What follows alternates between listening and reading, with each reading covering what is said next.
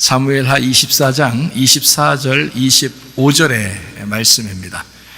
왕이 아라우나에게 이르되 그렇지 아니하다. 내가 값을 주고 내게서 살이라. 값 없이는 내 하나님 여호와께 번제를 드리지 아니하리라 하고 다윗이 은 50세겔로 타작마당과 소를 사고 그곳에서 여호와를 위하여 제단을 쌓고 번제와 화목제를 드렸더니 이에 여호와께서 그 땅을 위한 기도를 들으시매 이스라엘에게 내리는 재앙이 그쳤더라. 아멘. 잘 아는 말씀이에요. 24장 24절의 말씀에 보니까 은 50세겔로 땅값을 주었다라고 말씀하고 있습니다. 은 50세겔이라 그러면 한 세겔로 말하면은 50세겔이니까 50배가 되겠죠. 그러면 만약에 반 세겔이면은 몇 배가 되는 거예요? 50세겔이면 반 세겔이 50세겔로 된다면 몇 배가 되는 거예요? 100배가 되겠죠. 예, 반 세겔은 100배가 되고 한 세겔은 50배가 되겠죠. 그죠? 예, 그러니까 여기에 은 50 이렇게 말하는 것은 50이라고 하는 게 상당히 그 큰 의미를 가지고 있어요. 50이라는 게 희년 그럴 때 50년 만에 희년 이렇게 말하죠.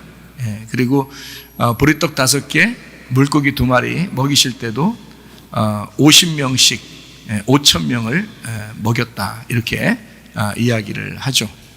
예, 그러니까 다 50이라고 하는 이 숫자가 희년에 해당하는 그런 숫자예요. 그리고 손가락이 몇 개죠? 한쪽이 5개 또 한쪽이 5개, 그래서 합해서 10개가 되겠죠. 예. 그렇게 성경은 하나님께서 우리에게 하나님의 그 창조, 하나님의 모양대로 우리 인간을 만들고 그 모양을 따라서 이 성경도 이렇게 잘 쓰여졌습니다. 그러니까 성경을 보면서 우리 인간을 보고 인간을 보면서 또 성경을 보면 많이 이해가 되는 그런 말씀이죠. 은 50세겔이다 이렇게 말할 때는 반 세겔로 말하면 100배고 한 세겔로 말하면 50배다 이렇게 지금 제가 이야기를 하려고 하는 것을 좀 이제 생각을 하고서 들으면 좀 이해가 될 것입니다. 왜 그러냐면 출애굽기 30장 13절 말씀에 보면 그 반세겔을 성전세로 생명의 속전으로 내는 게 있어요. 그래서 그 이야기를 여러분에게 지금 하려고 합니다. 그러니까 50은 희년을 의미하고 100은 100배. 아브라함이 이삭을 낳을 때 몇 살에 낳았죠? 이삭을 낳을 때? 100세에 낳습니다. 예, 아브라함이 100세에 이제 이삭을 낳았어요. 여러분 밭을 이렇게 경작을 하면 좋은 밭 하려면 어떻게 해요? 좋은 밭 하면 몇 배의 축복을 받아요? 30배? 60배?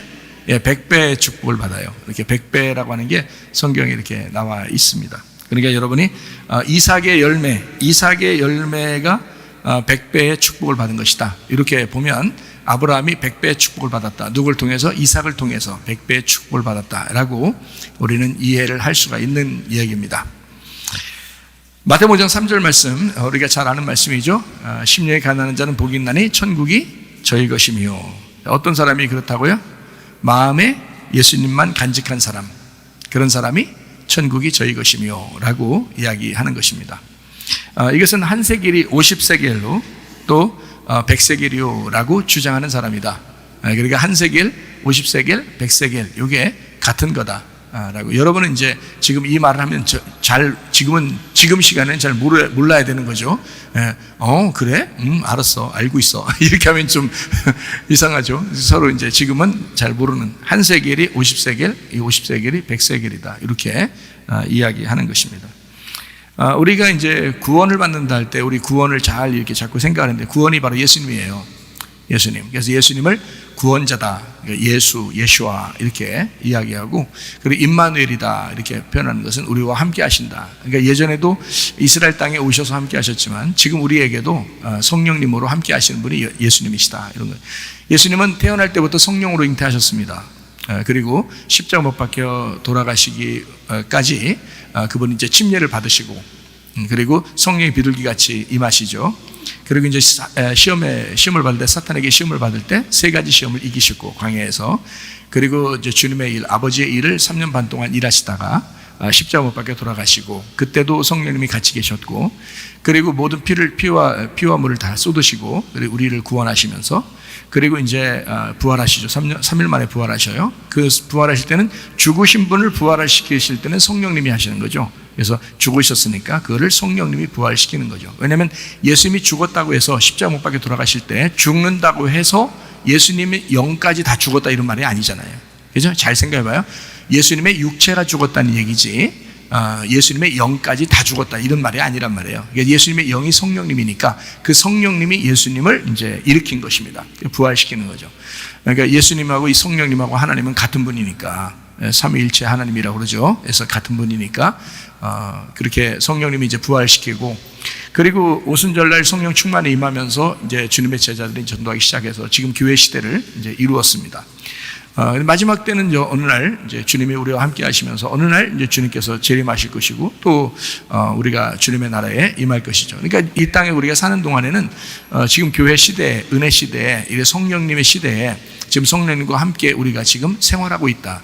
그러니까 성령 충만하면 행복할 것이고, 성령 충만하지 못하면 지금 이제 불행할 것입니다. 그죠? 불안하고 뭔가 두렵고 무섭고 이 세상 살아가는 동안에, 그렇지만 성령님이 우리와 함께 하시면 마음이 평안하고 행복하고, 예수님이 이제 십자가 못 박혀 돌아가시고 부활하시고 첫 번째 주님 제자들 만났을 때 뭘 받으라 그랬어요? 평강을 받으라 그랬어요. 평강을 받으라. 이 평강이라는 게 에이레네라고 해요. 에이레네라는 단어가 연합하다, 결합하다라는 단어예요. 자, 내가 너희들과 이제 하나가 됐어. 그러니까 영으로 하나가 됐으니까, 그러니까 너희들 너무 무서워하지 마, 불안해하지 마, 평강해야 돼. 그래서 예수님이 우리 안에 계시다는 그 체험을 한 사람들은 불안해하지 않습니다. 이 세상 살아가는 동안에. 그런데 이거 주님을 체험하지 못한 사람은 불안해요. 어떻게 될지 모르고 무섭고 두렵고, 막 어떻게 어떤 사람이 심하면 짜증도 나고 뭐 이렇게 하죠. 근데 예수님의 성령께서 우리와 함께 하시면 그러면 불안한 것이 없어지고 불평불만도 사라지고 행복하고 기쁘고 즐거운 일들이 넘쳐나게 될 줄로 믿습니다. 자, 우리 사람은 거듭나야 된다 그랬어요. 거듭나야 된다. 물과 성령으로 거듭나야 된다 이렇게 했어요. 그 말은 우리의 죽음과 예수 그리스도와 함께 죽고 예수 그리스도와 함께 부활한다는 그런 의미를 우리에게 말씀하시는 겁니다. 자, 우리가 이제 이렇게 구원받은 사람들이 어떻게 또 살아야 되느냐, 분명히 말하는 심령이 가난하게 살아야 된다. 심령이 가난할수록 예수님이 우리 안에 채워진다. 이거를 심령이 가난하다고 말하는 것이다. 그러니까 예수님으로 꽉 찬 사람, 이거를 심령이 가난한 사람이다 라고 이야기한다는 거죠. 심령이 가난하면 반대로 뭐가 없다는 얘기예요? 탐심이 없다는 얘기입니다. 탐심은 뭐니까? 우상숭배니까. 우상숭배라는 건 다른 말로 말하면 뭐라고요? 선악과. 선악과가 우상숭배란 말이에요.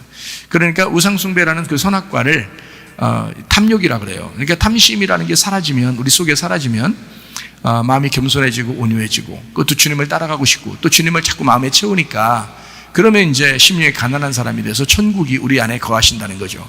그렇게 우리가 교회 시대에, 또 성령님의 시대에 지금 그렇게 살아야지, 자꾸 불안하고 두렵고 이렇게 살면 안 된다. 그래서 여러분에게 탐심을 제거해야 된다, 이렇게 이야기하는 것입니다. 인구 숫자가 왜 탐심이냐, 이것을 한번 우리 잘 생각해 보세요. 인구 숫자 하는 거, 인구 숫자. 여러분, 다윗이 인구 숫자 세가지고 하나님 앞에 벌 받은 거 아시죠? 그 내용은 여러분이 성경을 읽으면서 다 아시죠? 우리 교회 다니시는 분들이 뭐 성경은 12번 이상은 거의 다 읽으신 분들이라고 제가 알고 있는데, 12번 정도 읽으니까 설교가 들린다 이런 사람들이 있어요. 꽤 12번, 성경을 창세기부터 요한계시록까지 12번 정도가 읽으면 제가 무슨 말 하는지 이해가 돼요. 그런데 12번 정도 성경 안 읽고서 뭐 성경 배우면 어떨 때는 어렵다, 무슨 얘기지, 뭐 이런 사람들도 있어요. 근데 12번 정도 읽으니까 그때부터는 이제 12지파 12제자네, 그것도 12이네요. 12천사, 12문, 12진주문, 12 참 좋은 숫자예요. 12번 정도 읽으니까 이제 성경을 좀, 설교를 들을 수가 있겠다, 조금 들린다, 귀가 열리는 것 같다, 뭐 이런 얘기를 제가 이제 많이 들었습니다. 그래서 목회 세미나나 목사님들 이렇게 가르칠 때 가보면 제가 꼭 먼저 얘기를 해요. 목사님들이 오라고 하잖아요. 그러면 이제 지난번에도 제주도에 가서 목사님들 가르칠 때 가기 전에 먼저 연락을 해요. 뭐라면 12번 성경을 읽은 사람들만 오도록 그렇게 하십시오. 왜냐하면 성경 목사님들이 또 안 읽는 사람들도 있거든요. 바쁘다가, 너무 바쁘니까 신방날 너무 바쁘고 그러니까 성경을 잘 못 읽는 사람도 있으니까 성경 못 읽으면 제가 말하는 게 오해가 될 수도 있고 무슨 얘기인지 잘 못 알아들을 수 있단 말이에요. 그러면 안 되니까 서로 소통해야 되잖아요. 그래서 12번 정도 성경 읽고 오세요. 그런 사람만 같이 얘기하면 서로 통할 것 같습니다. 이렇게 제가 꼭 주문을 하고 이렇게 갑니다. 어쨌든 인구 숫자를 세서 다윗이 이제 벌을 받았다라는 것이 성경에 이제 나와 있는 게 여기 지금 오늘 말씀입니다. 사무엘하 24장에 나와 있는 이런 말씀이거든요. 자, 이때 다윗이 자기 백성이 얼마인가라고 숫자를 센 거예요. 그게 숫자 센 게 뭐 그렇게 나쁘냐라고 생각하겠지만 가만히 생각해 보면 자기 과시욕일 수 있잖아요. 이제 내 백성이 얼만큼 되나, 이제 이거를 한번 이제 생각할 수 있는 그런 시간도 되고, 그리고 자기가 이룬 업적이 어떻게 되는가, 이제 자기가 이룬 업적이 어떻게 되나, 이제 지금 이제 왕이 돼서 다 이제까지 이루는 우리 이스라엘 백성들, 자기 백성들이 이제 어느 정도 이제 되는가를 이제 생각하는 그런 생각, 이룬 업적을 한번 되돌아보자라고 생각했을 수도 있죠. 이제 인구를 숫자를 한번 자기 백성들 한번 세보는 거예요. 세보는 거. 근데 이제 이게 하나님 생각하고는 좀 다르다는 거죠. 이게 하나님 생각하고 달랐으니까 혼난 거예요. 우리도 기도할 때 물론 하나님이 막 혼내려고 하지는 않겠지만 이거는 굉장히 탐욕이 있는 거잖아요. 이건 지금. 그러니까 하나님이 혼내지만 또 이걸 통해서 뭔가 의미를 주려고 하는 거고요. 하나님 반드시 선하신 하나님입니다. 그래서 나쁘게 해주시지 않고, 여러분이 물론 잘못된 기도할 수도 있고 자기 욕심대로 기도할 수도 있고 그래요. 막 기도하세요. 그냥 안 하는 것보다 나으니까. 그러니까 하는데 하나님이 그거 가지고 혼내거나 이러진 않는다. 내가 지난번에 기도 잘못했기 때문에 하나님이 나한테 혼내실 거야, 그러진 않아요. 그런 하나님이라고 생각하세요, 여러분? 그런 하나님 아니라고. 근데 이건 지금 뭔가 교훈을 주려고 그러는 거예요.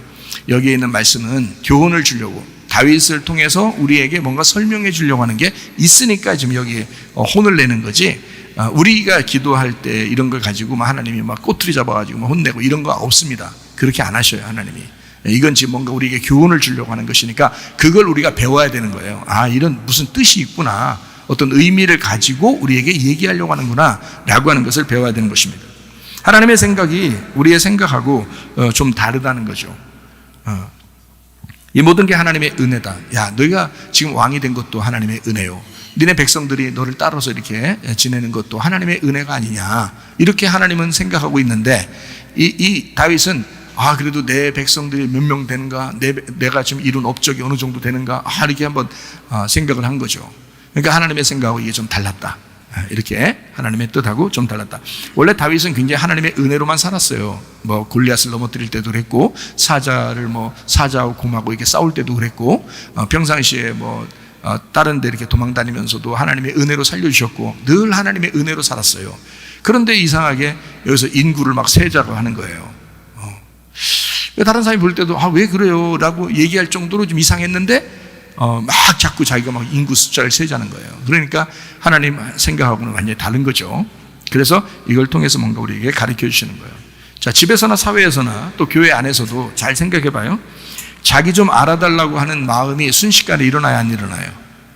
일어나요. 순식간에 일어난다고. 그게 뭐냐고, 여러분 본능이라고, 여러분 육신적인 욕심이라고요. 그거 안 알아주면 안 되는 건가? 안 알아줘도 되거든요, 사실은. 그런데 좀 알아달라고 하고 싶은 거예요. 자기가 교회에서도 마찬가지고요, 사회에서도 마찬가지고, 직장에서도, 학교에서도 다 마찬가지예요. 집에서도 마찬가지고요. 남편이 아내에게, 아내가 남편에게 나 좀 알아달라, 그런 사람들도 있죠. 막 짜증내고 화내고 승질내고 하는 이유가 뭐예요? 자기 좀 알아달라는 거죠. 그죠? 사실 알고 보면. 그러니까 나만 해, 나만 빨래해, 나만 청소해, 나만 설거지해, 기분 나빠, 이렇게 이제 벌써 한다는 거는 자기 좀 이제 알아줬으면, 그러면 이제 알아주면 되지 옆에서 또 그것도 왜 안 알아줘, 또 알아주면 되지. 설거지 하고 나면 너무너무 이뻐, 밥하고 빨래하고 나면 이렇게 왜 이렇게 멋있어, 이러고, 청소하고 나면 짱, 이러면서 이러면 얼마나 좋아요. 그러면 그냥 사고로 녹지 빨래 더 하지, 청소 더 하고, 설거지도 그냥 꽉 하고 더 깨끗하게 딱 그러죠. 그런데 그거 하나를 안 해줘. 자랑스럽게 자기 이 사람 수고하고 있는데 아내가 수고하면 남편이 해주면 되고 남편이 수고하면 아내가 해주면 되죠. 근데 그거를 자꾸 안 해주려고 그러니까 문제지. 좀 알아주면 어때? 그리고 솔직히 생각해보면 좀 알아달라고 하는 거 그것도 본능이고 그것도 육체적인 욕심인데 그게 원래 인간은 그렇다고요. 원래가 그런다. 그러니까 우리가 항상 어떻게 날마다 주님이 아말렉과 싸워야 되니까 날마다 우리는 주님 의지하고 살으라고 했잖아요. 그렇게 의지하지 않을 때는 막 승질이 나는 거라고. 막 주님 그날 의지하고 있는데도 승질 나겠냐고. 그건 아니라고. 그는 의지하지 않을 때 그때 갑자기 승질이 나온다고요. 그렇죠? 그럴 때 우리 주님을 한번 잘 생각해 보라는 거예요. 이렇게 말씀을 통해서 자꾸 생각해 보라는 거예요. 아, 내 생각과 하나님 생각이 좀 다를 수 있구나. 내가 혹시 탐심이 들어와 있나? 내가 혹시 욕심이 들어와 있나? 내가 혹시 나를 좀 알아달라고 하는 그런 자랑하는 그런 마음이 내 속에 있는가? 요거를 생각해 보는 거죠. 그거 주님 마음은 아니잖아요. 자기 육신의 욕심이잖아. 사실은 자기 육신적인 생각이잖아. 그죠? 물론 우리가 야 좀 알아줘라. 야 그 사람 좀 알아줘. 야 좀 남편 좀 알아주면 안 되냐? 야 부인 좀 알아줘. 야 자식들 좀 알아줘라. 야 부모님 좀 알아줘라. 이렇게 하는 거는 우리들이 얘기하는 거고 사실은 막 그걸 좀 알아달라 이렇게 말하는 거는 그건 좀 아닌 것 같아요. 주님은 그렇게 사시지 않았잖아요. 주님은 온유하고 겸손하게 사셨거든요. 그럼 우리가 주님 따라가는 사람들이잖아. 그러면 우리도 온유하고 겸손하게 주님을 따라가려고 해야죠. 그죠? 그런데 자꾸 자기가 그렇게 따라가려고 하지 아니하고 자꾸 욕심을 부리고 먼저 알아달라고 하는 그게 이제 우리들의 마음이라는 겁니다. 아셨죠? 여러분이 그런 마음 다 가지고 있다고요. 자, 명예에 대한 과시욕, 이생의 자랑, 탐스러운 교만의 열매. 골로새 3장 5절 말씀. 그러므로 땅에 있는 지체를 죽여라. 땅에 있는 지체라고 하잖아요. 그게 육체의 열매예요. 땅에 있는 지체를 죽여라. 곧 음란과 부정과 사욕과 악한 정욕과 탐심이니 탐심은 우상숭배니라. 자, 여기서 우상숭배라고 나와 있는 이 부분을 잘 생각해 봐요. 탐심이 우상숭배래요. 그럼 앞에 있는 음란은 뭐예요? 음란도 우상숭배예요. 잘 생각해 봐요. 부정도 우상숭배예요. 사욕도 우상숭배예요. 악한 정욕도 우상숭배예요. 탐심도 우상숭배예요. 여기서 지금 탐심이라고 얘기한 것은 탐심에 다 들어있다 이런 얘기예요. 여러분, 탐심. 왜냐하면 선악과의 죄 자체가 창세기 3장 6절에 말하는 것이 뭐냐면요, 먹음직 보암직 탐스러운 열매가 있는 선악과였다 그랬어요. 먹음직 보암직 탐스럽게 하는 열매가 있는 선악과. 그러니까 그게 먹음직한 것도 내 욕심이 보인 거죠. 그죠? 보암직한 것도 내 욕심이 보인 거다.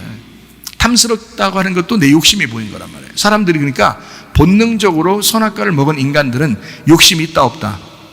다 있다. 욕심이 있다. 욕심 좀 있는 사람 가지고 막 욕하지도 말라. 그거 다 인간이 그런 건데 그 사람에게 이제 뭘 얘기하면 좋겠어요? 욕심 있을 수 있다. 그러나 주님을 더 의지하면 어떻겠느냐? 이러면 좋겠죠. 주님을 더 의지하고 살자. 이렇게 하면 더 좋은 거죠. 자, 요한일서 2장 16절 말씀에 육신의 정욕, 안목의 정욕, 이생의 자랑이라고 했습니다. 이것이 모든 이 세상의 모든 죄의 종류다라고 이야기했어요. 이게 똑같은 거죠. 먹음직 보암 탐스러워하는 거 똑같은 거죠. 예, 육신의 정욕, 안목의 정욕, 이생의 자랑 다 탐심이에요. 이게 다 따랐다. 그러니까 선악과 자체가 세 가지인데 이 세 가지를 하나로 딱 생각해봐요. 선악과를 먹었어. 그 자체가 탐심이지. 생각해봐요. 그 자체가 하나님 되려고 하는 탐심이었잖아요. 자기 좀 알아달라고 하는 탐심이었다고요. 하나님 된다고 하니까 먹은 거 아니에요. 그죠? 하나님 된다고 하니까 먹은 거예요. 그 탐심이잖아요. 자기 좀 알아달라고. 그래서 안 알아주면 어떠냐고. 좀 안 알아주면. 그럼 왜 기분 나쁘냐고. 그게 안 알아줄 수도 있지. 주님이 알아주시려는 것보다 이러면 되지. 그렇잖아요?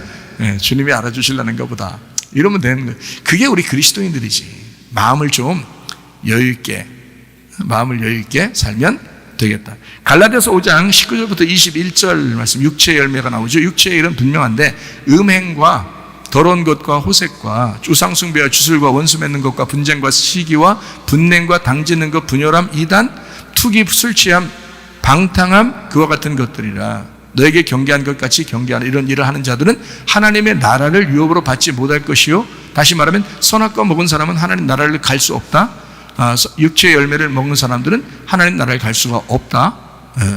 다시 말하면 탐심을 가진 자들은 하나님 나라에 갈 수가 없다. 이런 얘기예요. 그러니까 탐심이라는 것과 우리가 지금 이거하고 얼마나 중요한 얘기냐. 육체의 열매라고 하는 이 탐심, 선악과 우상숭배가 왜 우상숭배를 하나님이 싫어하는가? 그건 뻔할 뻔째예요. 네가 음란하다는 거예요. 그래서 구약 성경에 보면 우상숭배가 굉장히 많이 나오죠. 이스라엘 백성들이 우상숭배하고 하나님이 굉장히 싫어하잖아요. 막 화내고 막 벌 내리고 이러잖아요. 그게 이제 정의로운 겁니다. 하나님의 정의. 하나님의 정의는 너희들이 우상숭배했으니까, 남편인 하나님을 버리고 다른 남편을 따라갔으니까 거기에 대해서 너희가 이 벌의 죄에 대해서 내가 심판을 내린다. 이게 정의인 거지. 야, 괜찮아 다른 남편 따라가. 넌 다른 남자 더 좋아해. 괜찮아. 이건 사랑이 아니죠. 그건 정의가 아니라고. 그 여자를 진짜 사랑했기 때문에 그런 정의를 내리는 거란 말이에요. 그런 심판을 내리는 거라고. 그게 사랑이라고요. 또 하나의 사랑. 막 살인하고 도둑질하고 음란하고 계속 그렇게 거짓말하고 사는데 하나님이 괜찮아 난 너희들도 사랑하니까 어쩌고 그러면서, 그러면 그게 무슨 정의예요? 공의로우신 하나님이 되셔야지. 그렇잖아요? 그 공의로우신 하나님을 다른 말로 말하면 거룩한 하나님이라 그러는 거예요. 그럼에도 불구하고 너희들 이렇게 거룩한 하나님을 딱 만났을 때 다 죽을 수밖에 없는 너희들을 하나님께서 은혜를 베풀어 주셨다 해서 그걸 사랑의 하나님이라 그러는 거예요. 그러니까 하나님은 사랑의 하나님도 되지만 거룩한 하나님도 되십니다. 거룩한 하나님도 되시지만 사랑의 하나님도 되십니다. 이렇게 두 가지를 같이 가르쳐 줘야 되는 거예요. 같이. 그러니까 지금 인구 숫자를 셌을 때 탐욕이거든요. 분명히 탐욕이 나타났어요. 그랬을 때 하나님은 이 사람을 정의롭게 공의롭게 심판하셔야 된다는 거죠. 심판하시되 다시 사랑을 주셔야 된다는 거야. 그러니까 심판하시고 거룩한 하나님이 완전히 딱 부딪혀가지고 그 사람을 심판하고 다시 사랑으로 은혜를 베풀어 주셔야 되는 것, 그게 이제 이 말씀 사무엘하 24장에 나와 있는 귀한 내용이에요. 그러니까 여기 지금 갈라디아 5장 19절부터 21절 말씀도 이게 육체의 열매, 이것은 선악과다. 이게 우상숭배라고 그러는 거야. 이게 음란한 거라 그러는 거야. 남편이신 하나님 버리고 네가 다른 걸 따랐다는 얘기야. 그 다른 것이 뭐냐면 너를 위해 살았다는 거야. 너를 위해 살았다는 거야. 네가 너의 주인이 됐다는 거야. 잘못됐다는 거죠. 영적인 하나님이 우리의 주인 되셔야 되는데 네가 너의 주인이 됐다는 거야. 그게 음란하다는 거야. 그게 우상숭배라는 거야. 그걸 선악과라 그러는 거예요. 그러니까 진짜 은혜 받은 사람들은 그렇게 살고 싶겠냐고. 선악과 먹고 살고 싶겠냐고. 아니죠. 생명나무 먹고 살고 싶겠죠. 그래서 예수님을 길이요 진리요 생명으로 따르는 겁니다. 그래서 그 길을 열어주셔. 생명나무 길을 열어서 그 길을 열어 생명나무를 먹고 살게 하는 거. 다시 말하면 지금으로 말하면 거짓이 아니라 진리를 먹게 살게 하는 거예요. 네, 음란이 아니라 거룩한 걸 먹고 살게 만들어주는 거죠. 그게 진짜 하나님의 배려, 예수님을 통해서 우리를 이제 구원하시는 하나님의 생명나무라는 거죠. 요거를 성경을 우리가 통해서 이제 알게 된 거고요. 성경을 통해서. 자, 육체의 일의 반대가 이어져서 나오죠. 갈라디아서 5장 22절, 23절의 말씀입니다. 반대로 뭐가 나와요? 성령의 열매가 나오죠. 성령의 열매는 뭐예요? 사랑과 희락과 화평과 오래 참음과 자비와 양선과 충성과 온유와 절제, 이것이 금지할 법이 없다. 그러면서 이것은 성령의 열매, 그러니까 육체의 열매의 반대를 얘기하는 거잖아요. 그죠? 그러니까 여러분이 뻔할 뻔짜, 자, 음란하고 거짓되고 화내고 승질내는 그런 탐욕적인 그런 육체 열매로 살 거냐? 너 나무가 좋으면 그 나무에 열매가 맺게 되는데 열매를 통해서 나무를 알게 되거든? 네가 어떤 열매를 맺고 살 거냐 이거야. 나는 그런 열매 맺고 싶지 않더라. 은혜 받으니까. 내가 회개하고 은혜 받으니까 성령의 열매 맺고 살고 싶더라는 거예요. 그러니까 성령의 열매를 맺고 살면 그 나무는 어떻게 해요? 좋은 나무가 되는 거예요. 열매를 통해서 나무를 알 수 있는 거니까. 척 보면 답이 나오는 거죠. 그죠? 그래서 성령의 열매가 이게 반대로 이어서 나오는 겁니다. 육체의 열매의 반대로 성령의 열매. 그러니까 육체의 열매는 하나님 나라를 유업으로 받지 못한다고 돼 있고, 반대로 그러면 성령의 열매는요, 하나님 나라를 유업으로 받는 거죠. 하나님 나라가 뭔데요? 하나님이에요. 하나님 나라가 하나님이에요. 그게 말씀이에요. 말씀의 나라. 하나님이 말씀이시니까 말씀의 나라라 그래요. 그 말씀의 나라, 하나님의 나라를 유업으로 받는 거야. 그러니까 말씀을 깨닫게 되는 거예요. 말씀을 깨닫게 되니까 행복하죠. 그게 천국이에요. 네, 그게 천국. 참, 그걸 받아야 되는 거야. 제가 다시 은혜 받을 때 그 말씀을 받았다 그랬잖아요. 너무너무 감사해요. 깜짝 놀랐어요, 진짜. 아, 천국이 여기에 있었구나. 천국이 여기 있구나. 이거를 제가 깨달았어요. 참 놀랍죠. 그러니까 하나님의 말씀, 다시 말하면 성령의 열매, 성령의 열매를 맺고 산다. 그러니까 우리가 좀 사랑해줘야지, 내가 좀 참아야지, 뭐 이런 정도가 아니라고요. 사랑과 희락과 화평과 오래 참음, 자비, 양선, 충성, 온유와 절제, 이게 다 뭐예요? 예수님을 얘기하는 거예요. 그 예수님이 사랑이고 그 예수님이 성령의 열매야. 그분을 내 속에 들였을 때 그러면 그 삶을 살아가는 거죠. 그게 하나님 나라인 거지. 그 성령 열매가. 이건 자동적으로. 그러니까 뭐 하나를 좀 해야지. 그러면 그거 하면 하나님 앞에 내가 좀 좋을 거야. 성령 열매를 맺은 거겠지라고 하는 게 아니라 예수님이라고요. 예수님이 들어오시면 그게 다 맺혀진다고. 그게 자동적으로 맺혀져야 되는 거지. 억지로 갖다가 열매 붙여놓으면 되겠냐고. 멀리서 보면 붙어 있는 것 같은데 가까이서 보면 테이프로 붙여놓은 거잖아. 안 된다고. 하나 몇 개 하는 것 가지고 그렇게 할 수 없어요. 그 성령 열매 맺었다고 할 수 없단 말이에요.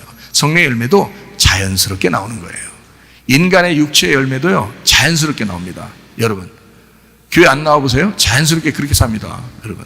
근데요 말씀 듣고 이렇게 우리 교회에서 이렇게 말씀 듣고 하면요 성령 열매도 또 자연스럽게 나와야 돼요. 그래서 성령 열매가 자연스럽게 나오면 여러분 하나님께서 인도하시는 사람이에요. 이끌어 가시는 사람이라고요. 자연스럽게 나오면. 이걸 억지로 나오면 안 된다는 거예요. 자연스럽게 나와야 된다. 예, 하나씩 열매 붙여놓으면 안 된다. 예? 포도나무에다가 포도를 갖다 하나 송이 갖다 걸어놓는다고 포도 열렸다 이렇게 말할 수는 없는 거예요. 그 속에서 나무에서 이렇게 진하게 나와서 이 가지에서 열매가 나와야지, 그 자연스럽게 나와야지 되는 거지. 그러니까 우리 속에서 그리스도라는 나무가 자라나고 내 속에 성령의 열매가 이렇게 나타나야죠. 그래야 더 자연스러운 거죠. 자, 주님만 의지하게 되면 육신적인 이런 죄를 하나님께서 대대로 싸워주신다. 출애굽기 17장 16절 말씀이에요. 자, 여호와가 아말렉과 더불어 대대로 싸우시리라. 이게 여호와 니시라 그랬죠. 여호와 니시. 대대로 싸운다는 말은 네가 죽을 때까지 계속 그게 안 끊어질 거야. 잘 안 끊어질 거야. 그러니까 하나님이 계속 너와 싸워주실 거야. 그러니까 너는 뭐만 하면 돼? 그 하나님만 의지하면 돼. 승리하신 하나님만 의지하면 돼. 여호수아의 칼이 이길 거야. 그런 이야기입니다. 자, 마귀가 우리의 연약한 육체를 가지고 넘어뜨립니다. 그렇겠죠. 당연히 우리의 연약한 육체를 가지고 넘어뜨리는 거죠. 요한일서 3장 8절 말씀이요. 죄를 짓는 자는 마귀에게 속하나니 마귀는 처음부터 범죄하며 하나님의 아들이 나타나신 것은 뭐 때문에? 마귀의 일을 멸하려 하십니다. 그 마귀의 일이 뭐예요? 너의 연약한 육체라고요. 너의 연약한 육체의 일이 뭐예요? 육체의 일은 현저한데 그게 이러이러한 것들이다. 하나님 나라를 유업으로 받을 수가 없다. 그게 마귀 일이라고요. 마귀가 그걸 통해서 넘어뜨리고 그걸 통해서 일한다고요. 그래서 이거를 이미 미리 아시고 예수님은 마태복음 4장에서 이 시험을 이기신 거라고요. 네, 이해가 되시겠어요? 그래야 하나님 일을 할 수 있는 거예요. 그래서 예수님이 가는 곳마다 귀신이 막 벌벌 떨고 도망가는 겁니다. 왜냐하면 이미 이겼잖아요. 광야에서 이기고 지금 일하시고 있다고요. 그래서 마귀를 이겼기 때문에 뭐 귀신들이 막 떠나가죠. 네, 그렇게 살아가는 거죠. 그러니까 우리 속에서 악한 영들이 자리 잡지 못하도록 여러분이 계속 성령으로 충만하셔야 합니다. 네, 그러면 그냥 귀신은 떠나가. 뭐, 야, 떠나! 뭐, 그렇게 안 해도 그냥 가. 이렇게 성령 열매를 맺으면서 이렇게, 야, 알아서 가라. 적당히 해라.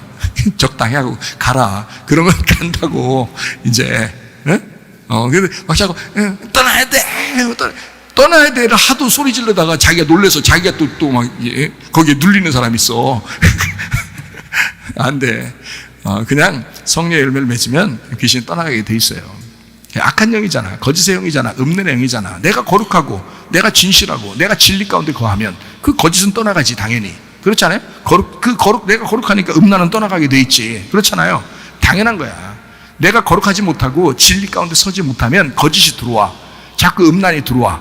그래서 넘어뜨리는 거야. 탐욕이 막 들어오는 거야. 심리에 가난해지라고 했더니 막 탐욕이 들어가지고 이 사람을 넘어뜨려 버리는 거야. 어떻게? 그게 육체의 욕심인데. 그게 인간들이 원래 육체의 본능으로 살아가는 건데. 근데 하나님을 믿는 사람들은 육체의 본능으로 살지 않고 성령의 열매를 맺고 살아가야 되잖아. 근데 그것은 내가 스스로 억지로 만들어서 율법적으로 하는 게 아니라 복음으로 나와야 된다는 거죠. 복음으로, 은혜로 이게 열매가 맺혀져야 된다는 거예요. 그게 더 정상인 거예요. 억지로 노력한다고 되는 게 아닙니다. 어떤 교회 가보면 막 이렇게 이것도 해보라고 그러고 저것도 해보라고 그러고 막 노력을 시키는데 우리 교회는 그렇게 하라고 하지 않아요. 심지어 이렇게 너무 하지 말라고 하니까 이거 안 해도 된다, 저거 안 해도 된다니까 전도도 안 해. 좀 희한하게. 그래서는 안 돼. 전도도 하고 좀 그래야 되는데 말이에요. 아무것도 하지 말라고 가만히 그냥 말씀만 들으라고 그러니까 전도도 안 하고 어떨 땐 기도도 안 하고 이런 사람도 있어. 그러지 마. 기도도 하고 찬양도 하고 전도도 하고 다 해야지. 봉사도 하고. 근데 가만 내었더니 또 봉사는 또 잘해. 또 먹는 것도 잘 만들어 또. 참 하여튼 그건 잘해. 먹는 거는. 그래서 먹는 건 진짜 잘 먹어 우리가. 그래서 기도할 때마다 그러죠. 육신적인 음식도 잘 주고 영적인 음식도 잘 준다고. 그런 기도는 또 잘해. 참 감사해요. 그런데 어쨌든 자연스럽게 우리가 자연스럽게 전도도 자연스럽게 기도도 자연스럽게 이게 찬양도 자연스럽게 모든 게 자연스럽게 돼야 되는 거예요. 이게 열매라는 건 이게 억지로 막 맺히는 게 아니에요. 자연스럽게 나오는 거야. 그 진액이 빨아 올려지면 이게 그래서 저는 다른 거 안 시키잖아요. 우리 교회 오면 다른 거 안 시킨다고요. 다 말씀 들으라고 그런다고. 일단 말씀 들으라고. 말씀 듣고 그 안에서 진액이 올라오도록 만들어라 이거예요. 그러면 자연스럽게 예수님의 열매가 어디든지 나타난다. 가정에서도 나타날 것이고 직장에 가도 나타날 것이고 사람을 만나도 나타날 것이고 교회에 와도 나타날 것이다. 순종하려고만 하면 반드시 그 말씀에 순종하려고 하면 나타난다. 이건 자연스럽게 나타난다. 그러니까 걱정을 안 한다 내가. 응? 걱정을 털어놓고 다 함께 차차차. 응? 그렇게 산다 목사가. 그러니까 저는 즐겁게 산단 말이에요. 기쁘게 살고. 그러니까 마귀의 일을 주님이 다 멸하시기 위해서 오셨다. 그래서 다 멸하셨어요. 그러니까 우리는 노력해서 마귀가 떠나라 이렇게 말 안 해도 우리가 그렇게 주님 붙들고 있으면요 떠나게 돼 있습니다. 전신갑주 입게 되면 떠나게 돼 있어요. 빛의 갑옷을 입게 되면 어둠은 떠나가게 돼 있습니다. 네, 당연한 거예요. 그걸 준비하자 이런 말입니다. 다윗이 인구를 센 것이 문제가 아니라 여기에 이제 제가 이제 본격적으로 설명하고 마치도록 하겠어요. 다윗이 인구를 센 것이 문제가 아닙니다. 인구 셀 때 절차가 있었는데 그 절차를 무시한 거예요. 그러니까 인구를 셀 때는 꼭 이렇게 하라라고 돼 있는데 그거를 그 절차를 무시한 거예요. 그래서 이런 절차 없이 인구를 세웠기 때문에 하나님의 생각하고 다르게 된 거예요. 원래 인구를 셀 때는 이렇게 하라라고 돼 있어요. 성경에 써 있습니다. 그게 뭐냐면 출애굽기 30장 12절 13절입니다. 네가 이스라엘 자손의 수요를 조사할 때 인구 셀 때란 말입니다. 인구를 셀 때 조사받은 각 사람은 그들을 계수할 때에 자기의 생명의 속전을 여호와께 드릴지니 이렇게 돼 있어요. 그러니까 생명의 속전을 드리고 인구를 세라 이렇게 돼 있어요. 예, 무슨 말인지 알겠죠? 그러니까 생명의 속전을 드린 이런 절차를 빼놓고 그냥 무작정 인구 센 거야. 이게 이미 출애굽기 30장에 써 있는데 이걸 무시한 거죠. 그게 잘못됐다는 거지 인구 숫자 세는 건 잘못이 아니에요. 셀 수 있어요. 셀 수 있는데 자기의 받은 은혜를 다 이렇게 세볼 수도 있잖아요. 그러니까 그런 거 다 세볼 수도 있는데 문제는 생명의 속전을 드리고 하느냐 이거예요. 여기에 지금 생명의 속전을 여호와께 드릴지니 이는 그것을 계수할 때에 그들 중에 뭐가 없게 하려 함이라? 질병이 없게 하려 함이라. 그래서 이거 그냥 생명의 속전 안 드리고 만약에 인구 숫자를 세면 전염병 걸리게 돼 있어요. 이게. 그러니까 이게 딱 요 틀에 딱 맞춰져서 성경이 이제 써 있는 건데 그걸 그 절차를 무시했다. 요것 때문에 그런 것입니다. 자, 13절에 보니까 무릇 계수 중에 드는 자마다 성소의 세겔로 얼마를? 반세겔을 낼지니 이렇게 돼 있어요. 반세겔.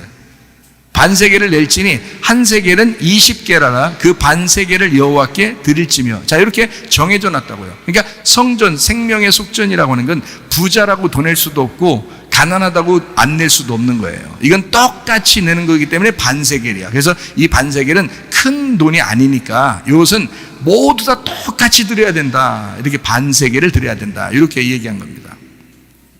자, 그러니까 인구 숫자를 세는 것은 잘못이 아니고 셀 수는 있는데 반세겔을 드리고 셌어야 된다.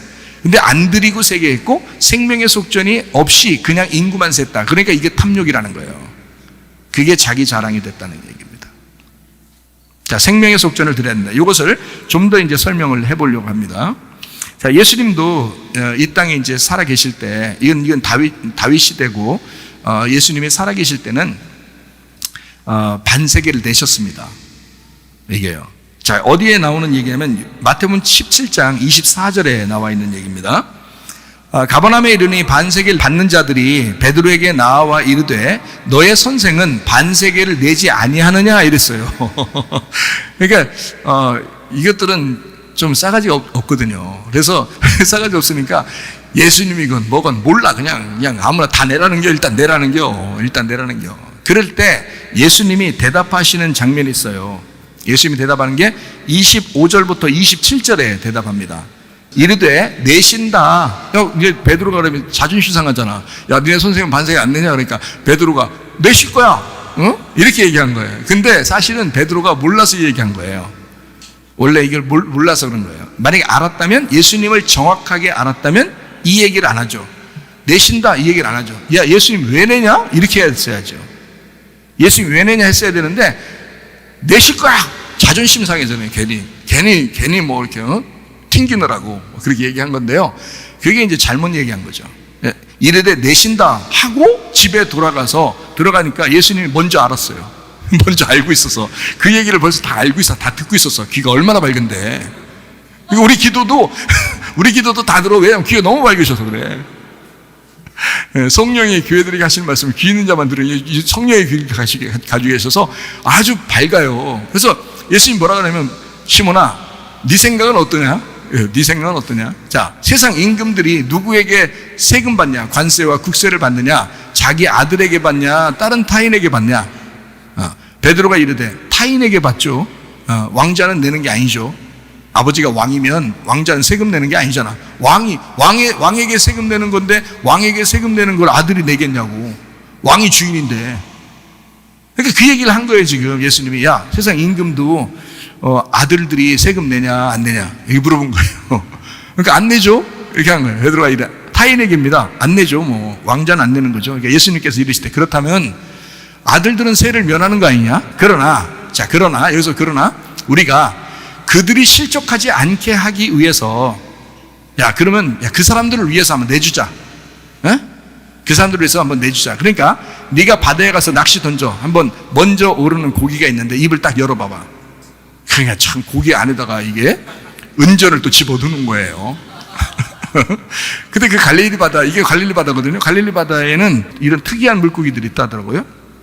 이게 그 빛나는 은색깔 있잖아요. 빛나는 은색깔, 뭐 물고기도 그렇고 뭐 돈도 그렇고 이렇게 그런 것을 이렇게 탁 튕기면은 이게 빛나게 파짝파짝파짝 하면서 툭 떨어지면요 물고기가 탁 먹는답니다. 요걸 그런 물고기가 있다네요.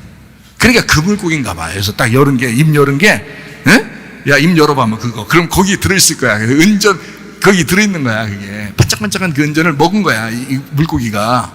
그런 물고기가 이때 거기 산대요. 갈릴리 바다에. 그래서, 자, 먼저 오르는 고기를 가져 입을 열면 돈 한 세겔이 있을 거야, 한 세겔.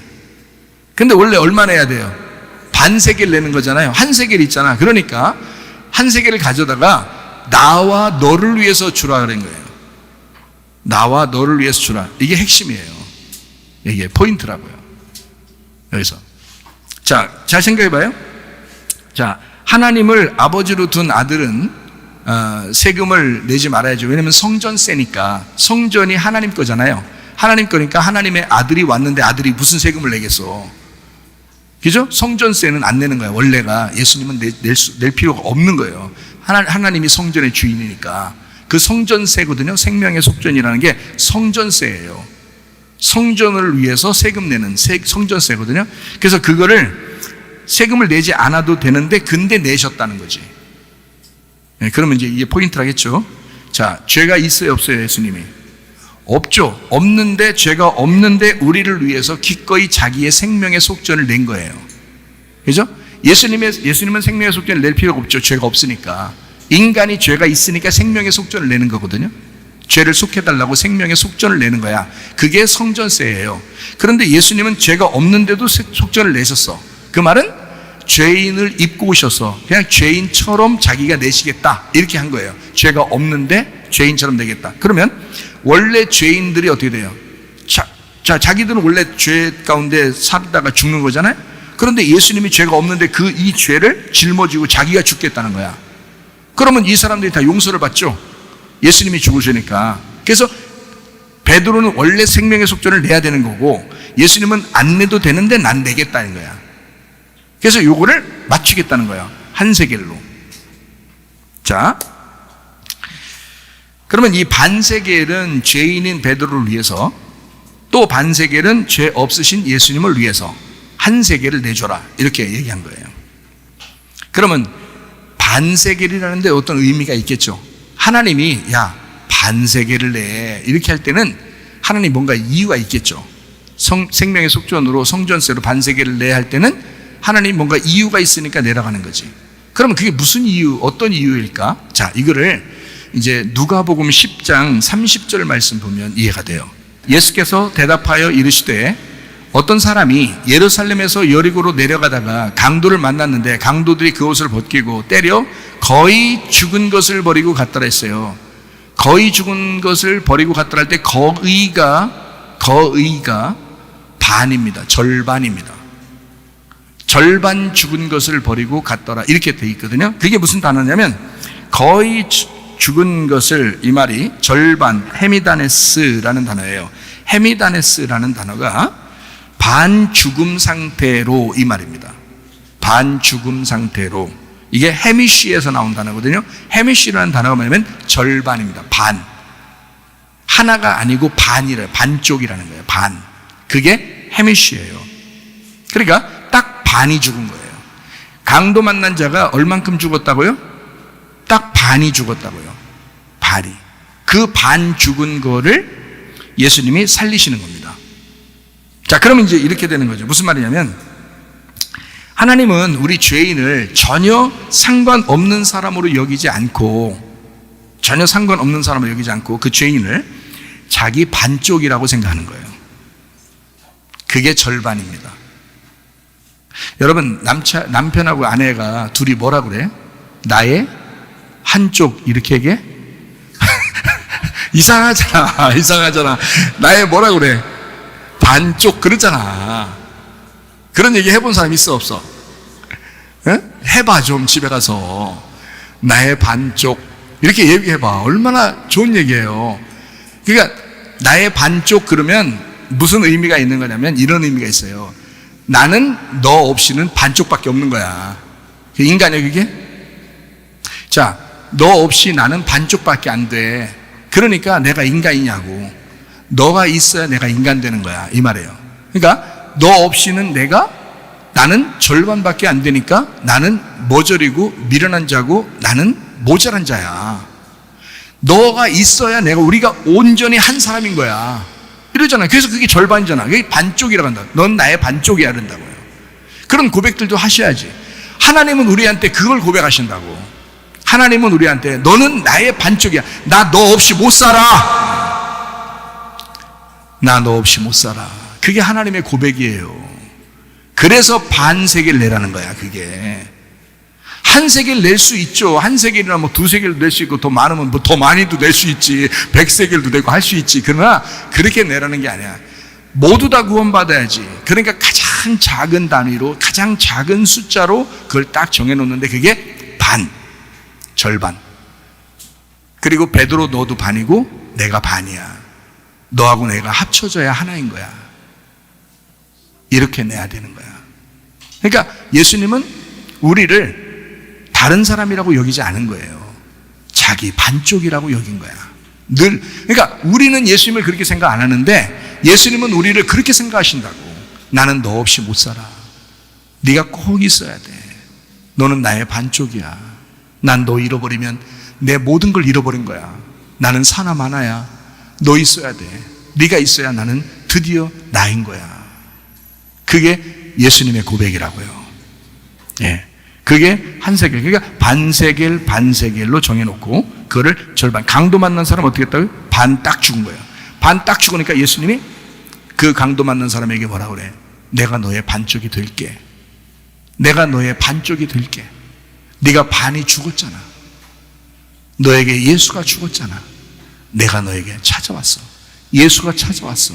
이제 너의 반쪽이 찾아왔어. 너는 온전해질 거야. 내가 너를 책임질게. 내가 갔다가 올 때까지도 책임지라고 할게. 그 책임지는 거예요. 그래서 강도 만난 자를 책임지시는 거예요. 주님이. 이런 놀라운 은혜가 있는 거예요. 이 반쪽.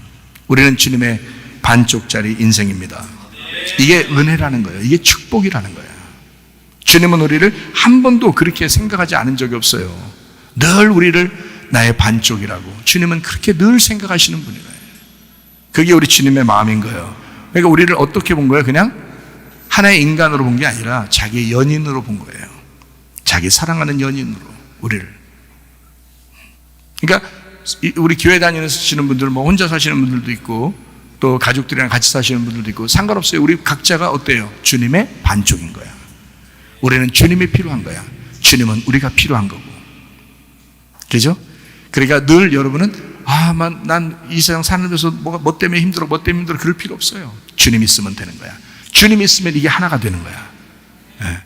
그러니까 혼자 있으려니까 뭐래도 막 자꾸 채우려고 그러죠. 자기를 자꾸 채우려고 그러죠. 지식으로도 채우고 돈으로도 채우고 자식으로도 채우고 명예로도 채우고 막 이런, 이 다 욕심이잖아. 이게 다 자기 채우려고 하는 거잖아. 자기 채워서 자기를 좀 크게 나타내 보려고 하는 거잖아. 그거 필요 없다고. 그거 아니라고. 주님, 나의 반쪽 찾고 싶어요. 내 반쪽이 죽은 것 같아요. 주님을 찾고 싶어요. 반쪽, 내 연인 되시는 주님을 찾고 싶어요. 그럼 주님도 찾고 있었는데 뭘? 주님은 나를 찾고 있었는데, 그래, 내가 반쪽 여기 있어. 내가 하나가 돼야 우리 한 세계를 되는 거야. 우리 서로 못 만나면 둘 다 부족한 자들이야. 우리 둘이 만나니까 하나 된 거죠. 우리 부부 됐잖아. 부부가 하나라고 그러죠. 두 명이랑 하나잖아요. 집에 가봐요. 남편하고 아내하고 둘인가 하나인가? 둘이라고. 남편과 아내가 둘이지 하나요? 생각해봐요. 아니, 집에 가봐야 다 둘이지 하나요? 각자 살면서 뭘 막 시켜 먹으면서 조금 안 해주면 기분 나쁘게 승질내고 그러면서 그게 무슨 하나야? 아니지. 둘이야. 다 여기 이 세상에 있는 모든 남편과 아내는 다 둘이에요. 그건 하나가 아니라고. 예수님과 우리가 하나 된다 얘기하는 거지. 성경 그 얘기하려고 했던 거지. 예수님하고 우리하고 하나가 된, 나하고 하나가 됐다. 그런 사람이 예수님의 마음을 가지고 남편을 대하고, 예수님의 마음을 가지고 아내를 대하고, 예수님의 마음을 가지고 자식을 대하고 부모를 대하라. 그런 얘기지. 성경에서. 집에 가면 남편하고 좀 있으면 승질내서 막 싹 다 싸우고 막 그냥 치고받고 하다가 이혼도 하고 이런 사람이 무슨 둘이 하나라고 그래, 부부가. 그걸 뭘 하나라고 그러냐고. 어떤 사람은 결혼 몇 번씩도 하대, 뭘. 그런 걸 뭘 하나라고 그러냐고. 다 둘이면서. 두려움을, 우리는 하나요. 그건 고백 한번 해보라는 거지. 나의 반쪽 이렇게 고백 한번 해보라는 거지. 사랑한다고 해보라는 거지. 어떻게 둘이 하나요? 하나 안 된다. 이 세상에서는 그렇게 되는 게 아니고, 예수님하고 나하고 하나를 설명하려고 남편과 아내, 우리 연인 관계를 설명한 거다, 성경에서. 그래서 예수님이 어린 양의 혼인잔치라고 그러는 거예요. 하늘나라에 어린 양의 혼인잔치다. 그러니까 신랑 대신 예수님, 우리 모든 사람이 신부라는 거지. 그래서 그 신부와 신랑이 하나가 된다는 이런 얘기지. 이 땅에서 남편과 아내가 하나 된다. 그런, 어떻게 하나 돼? 둘이지. 헤어지면 둘인 걸 뭘 금방. 예수님하고 헤어질 수 있어요? 안 헤어지지. 그러니까 하나인 거지. 예수님하고는 못 헤어진다니까? 예수님이 안 놔줘. 예수님 우리를 안 놔준다고. 한번 만나면 안 놔줘. 제대로 만나보셔봐. 그럼 안 놔줘. 절대 안 헤어집니다. 그걸 하나라 그러는 거지. 그거를. 여러분 집에 사는 사람들은 언제 헤어질지 몰라. 잘해줘. 그냥 헤어질 때까지는 잘해줘. 그럼 안 헤어질 수 있어. 계속 못 해줘봐. 그럼 목사님 못 해줘도 하나가 돼서 같이 살아야죠. 그게 부부죠. 야, 계속 못 해줘봐. 너랑 살고 싶나? 나 같아도 안 살아. 그렇게 계속 못 해주면. 내가 정신 이상자요? 계속 나한테 못 해주고 계속 욕하고 계속 때리고 날 기분 나쁘게 하고 맨날 그러는데 내가 같이 살아야 돼? 그건 내가 이상한 사람이지. 내가 무슨 가스라이팅 당한 거예요? 그럼? 가스라이팅 당해가지고 그렇게 살아야 되는 거야? 그걸 무슨 온유하고 겸손, 야 그거 아니요. 그런 말 아니요. 그 사람도 말씀 듣고 변하려고 해야 같이 사는 거지. 말씀 듣고 같이 살고 그래야지 서로 겸손한 거지. 그래 맨날 가스라이팅 하려고 그러는데 우리가 또 도른 사람이 아니면 어떻게 맨날 같이 산다 그러겠어요. 그렇게 하는 거 아니죠. 얘기를 분명히 해줘야지. 때리지 마세요. 욕하지 마세요. 나도 인격이 있습니다. 하나님의 형상으로 내가 지음받았습니다. 나한테 그렇게 하지 마세요. 가스라이팅 하지 마세요. 가스 터집니다, 이러다가. 아니, 그런 얘기를 정확하게 해줄 줄 알아야지. 그렇죠? 그렇죠? 노는 노라고 할 줄 알아야지. 그게 정직한 사람이지. 아이, 선생님, 후들패도, 난 부인이니까. 날 부인해야 되니까. 막 욕하면, 감성, 난 부인. 나 그러다 남편을 또 전도할 수도 있으니까. 그러면서 계속 욕 얻어먹고, 계속 맞고. 이상한 거야. 그건 이상한 거야. 그럴 때는 헤어져야 됩니다. 제가 얘기하잖아요. 저는 우리 교회는 정직하게 설명해 준다고. 정직하게. 그런 건 헤어져 줘야지. 그런 헤어졌다고 해서 하나님이 싫어한다, 미워한다? 아니다. 그럴 때는 요한복음 4장을 읽어라. 사마리아 여자를 봐라. 6번 했잖아. 6번. 6번 그렇게 하고 나서도 예수님이 어떻게 그 여자 와가지고 구원하려고 하잖아. 우리 6번까지 가능한 사람이 있어요? 없어. 우린 그런 사람이 없어. 거의 안 헤어지려고 그래. 근데 이상하게 행동하니까 노 했는데도 자꾸 그러니까 그러면 안 돼. 우린 그렇게 같이 살면 안 돼요. 이렇게 얘기해 주는 건 그건 정직한 얘기죠. 자, 성경에서 말하는 건 뭘 얘기하는가? 남편과 아내를 얘기하는 것이다. 그걸 얘기하는데 어떻게 얘기한다? 예수님을 신랑이요, 나를 신부로 얘기하는 것이다. 그 신랑은 절대 나를 가스라이팅하지 않는다. 그 신랑을 나를 반쪽이라고 여긴다. 그 신랑은 나를 영원히 사랑하신다. 나의 어떠한 점에도, 나의 그 흠 있는 그런 점에도 주님은 나를 사랑하신다. 그 주님한테 우리가 매료가 된 거예요. 그 주님한테 매료된 사람들이 와서 예배 드리는 것입니다. 그 주님 너무 좋아서. 이해가 되시겠어요? 그렇게 살으셔야지. 그래서 우리 교회 부부들은 거의 사랑을 많이 한다고요. 아주 사랑하면서 산다고요. 왜? 그 주님을 자꾸 생각하니까. 그 주님만 자꾸 생각하라고 하니까. 그러니까 그 주님이 속에 들어오니까 자꾸 열매가 그렇게 나타나는 거야. 사랑하세요 한다고 사랑해요? 참으세요 한다고 참냐고? 아니라고. 예수님이 들어오면 참아지고 예수님이 들어오면 사랑하게 되는 거라고요. 그게 더 정상적이라고요. 그게 자연스러운 행동들이라고요. 자, 이해가 되시죠? 무슨 말인가? 그러니까 강도 만난 자를, 절반 죽은 자를 예수님이 사랑하셨다. 이유가 있었다. 그건 주님께서 우리를 반쪽으로 여기신 그 강도 만난 자가 바로 우리들이다. 바로 나다. 내가 강도 만난 자인데 율법에 의해서 또 바리새인들에 의해서 또는 또 마귀에 의해서 이렇게 강도 만난 그런 자인데 주님께서 우리를 그 절반 죽은 나를 구원하시고 나를 돌보시는, 함께 하시는 주님이시다. 잃어버린 반쪽으로 생각하시는 분, 바로 우리 예수님이시다. 나를 잃어버렸다라고 생각해서 잃어버린 자를, 파괴된 자를 찾아서 구원하시는 분이다 라고 삭개오를 만났을 때도 주님이 그러죠. 다른 사람들이 어떻게 이런 사람 구원해요? 그랬더니 예수님께서 나는 잃어버린 자를 찾으러 왔다. 찾아서 구원하러 왔다. 그러잖아요.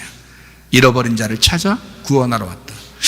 어디에 나온지 아시죠? 누가복음 19장 10절에 나오는 말씀이에요. 인자가 온 것은 어떻게? 잃어버린 자를 찾아 구원하려 함이니라. 거기 잃어버린이라는 말이 아폴리미입니다. 파괴된 자를 찾아서 구원하려 함이라.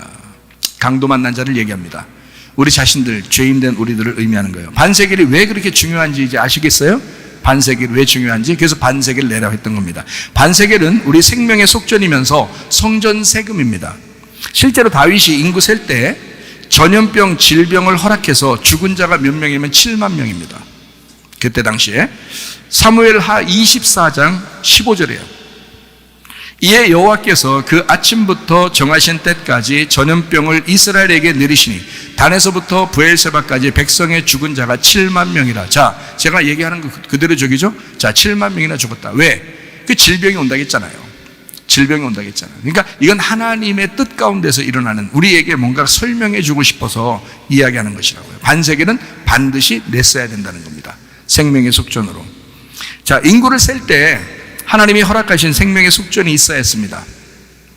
주님의 은혜를 생각하는 것이 우선입니다. 그러니까 자기 자신을 자랑하거나 탐욕하려고 하는 것이 아니고, 자, 주님의 십자가 생명 없이는 우리는 이미 사망한 자이다 라고 하는 것을 깨달아야 합니다.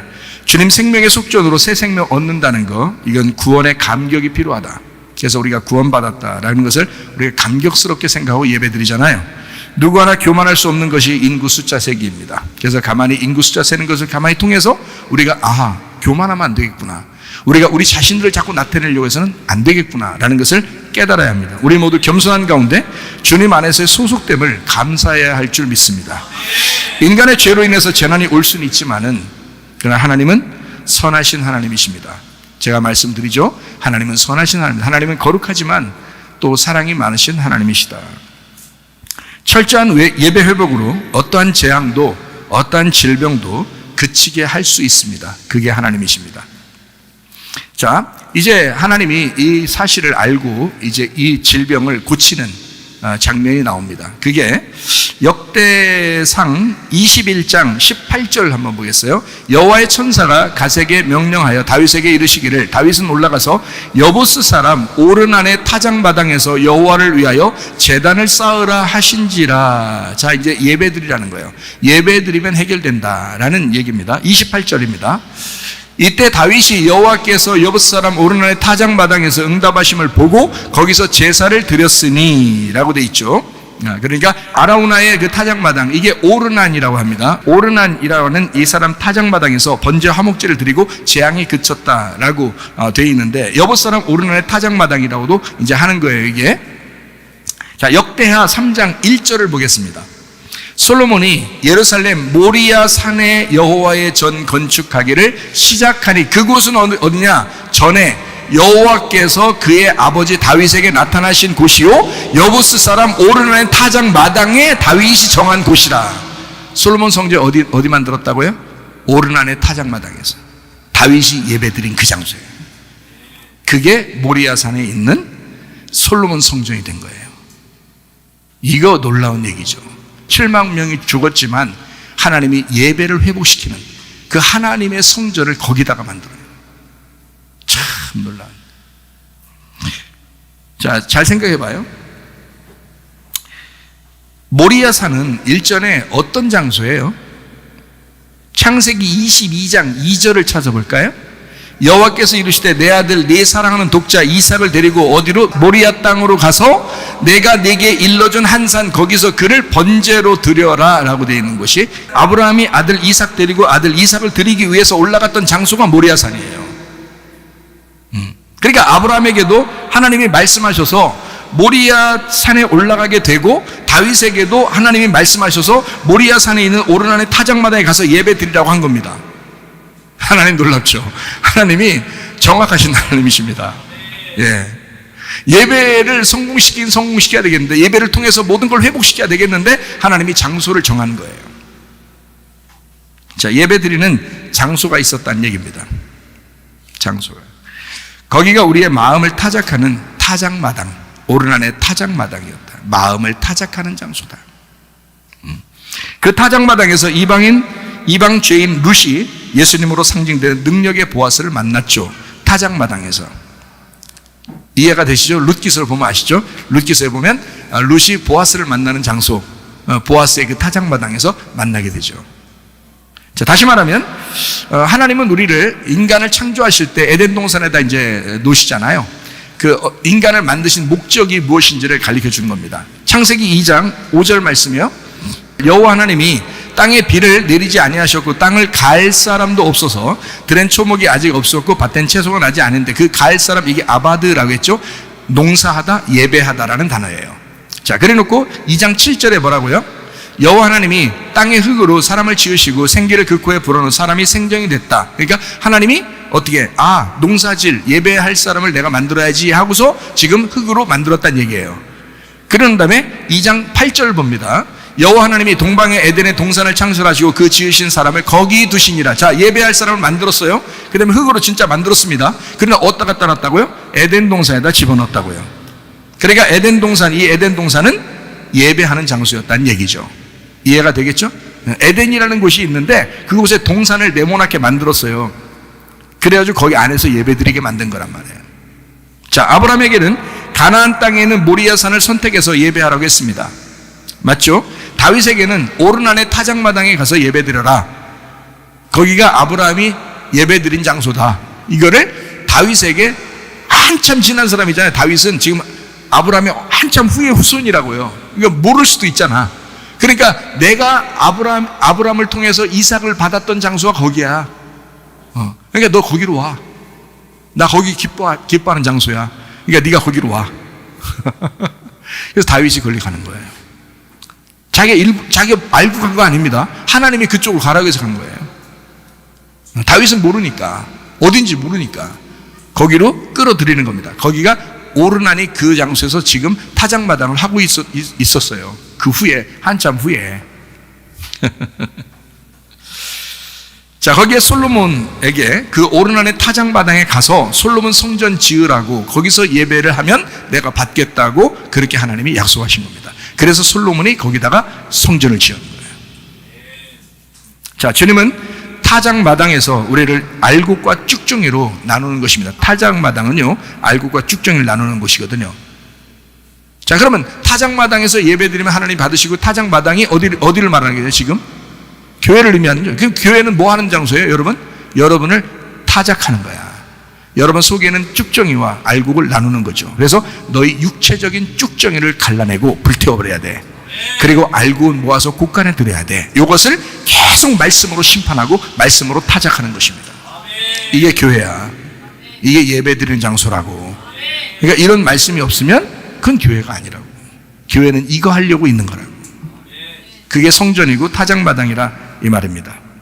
자, 주님은 타작마당에서 우리를 알곡과 쭉정이로 타작하시는, 그래서 쭉정이는 불에 태우고 알곡은 모아 창고에 들이시는 하나님의 심판이 예수님의 말씀을 통해서 일어난다. 마태복음 3장 12절 말씀입니다. 손에 키를 들고 자기의 타작마당을 정하게 하사 알곡은 모아 곳간에 들이고 쭉정이는 꺼지지 않는 불에 태우시리라. 자, 우리의 마음을 타작하신다 그랬습니다. 쭉정이 같은 마음을 알곡으로 만드시는 주님. 그래서 쭉정이 같은 너의 육신을 이제 성령의 열매로 바꿔야 된다. 육체의 열매를 성령의 열매로 바꿔야 된다. 자, 그러면 성경에서 우리는 어떻게 봐야 된다 했어요? 길가밭 나쁜 거죠? 돌짝밭 나쁜 거죠? 가시밭 나쁜 거죠? 그럼 그게 다 어디에 있다고요? 우리 마음에 있다고요. 우리 마음에 있다고. 우리 마음이 길가밭이었고 또 돌짝밭이었고 또 가시밭이었다고. 계속 앞으로 가고는 있지만 그래도 계속 길가밭에서 돌짝밭으로 바뀌고 돌짝밭에서 가시밭으로 바뀔 뿐이지 계속 그런 밭이 있다고요. 이것을 뭘로 바꾼다? 가시밭에서 특별히 나의 탐욕이 드러난다고요. 탐욕이 드러난다고. 그러면 말씀으로 이제 씨가 들어와서 이게 탐욕을 막 드러낸다고요. 이걸. 교회 오면은 여러분의 탐욕이 그렇게 많이 이게 죄인지 그게 이렇게 많이 있었는지를 몰랐는데 자꾸 드러난다고. 탐욕이. 교회 오면. 그러니까 탐욕을 제거해야 된다고. 다윗도 그가 막 많은 그 전쟁도 치르고 많은 주님 하나님의 일도 하고 이렇게 했지만 어느 날 되니까 갑자기 탐욕이 드러나잖아요. 어느 날 되니까. 그래서 애매한 7만 명 죽어버리잖아. 다윗 때문에. 생겨보시라고요. 그러면 여러분 속에서도 우리도 모르게 길가밭에서 돌짝밭에서 가시밭으로 옮겨가면서 우리도 모르는 탐욕이 막 드러난다. 이것을 좋은 밭으로 타작해서 만들어 가시는 주님. 이것을 계속 우리에게 좋은 밭 되게 하려고 말씀으로 계속 타작하신다. 그래서 좋은 밭으로 만들어 가시는 것이 이게 말씀이라는 얘기입니다. 나를 이 땅에 창조하시고 또 타작마당에 예배를 통해서 탐욕을 제거하고 재창조를 해나가시는 주님을 찬양합니다. 마태복음 5장 3절 말씀 하나 읽고 마치도록 하겠습니다. 심령이 가난한 자는 복이 있나니 천국이 그들의 것임이요. 어떤 사람 것다고요? 예수님만 마음에 간직한 사람. 그게 천국이 저희 것이라고요. 그 사람은 어떤 사람이라고요? 한 세겔이 50세겔이요. 50세겔이 100세겔인 사람. 그래서 반세겔이라고 하는 나를, 반세겔이라는 우리 주님이 나를 여전히 남이라고 여기지 아니하고 나를 자기의 반쪽이라고 여겨서 우리 둘이 하나가 되자. 그렇게 말씀하시는 그 주님이 나에게는 희년과 같은 50세겔이요. 그리고 그분은 나의 100세겔이 되신다. 나의 100배의 축복이 되신다. 무슨 말인지 이해가 되시죠? 그래서 이 오르난의 타작마당을 다윗이 50세겔로 사는 겁니다. 은혜로, 희년으로 사는 거예요. 놀라운 얘기죠. 하나님 중심, 말씀 중심, 교회 중심의 삶을 추구하고 하나님의 관점으로 기도하여 응답받는 신앙생활 하시기를 바랍니다. 우리 하나님 아버지 사랑과 은혜를 감사합니다. 하나님, 주 예수 그리스도께서 우리의 마음에 꽉 차게 도와주시옵소서. 평생에 주님과 동행하다가 주님 만나게 하옵소서. 예수님 귀하신 이름 받들어 기도 올리옵나이다. 아멘.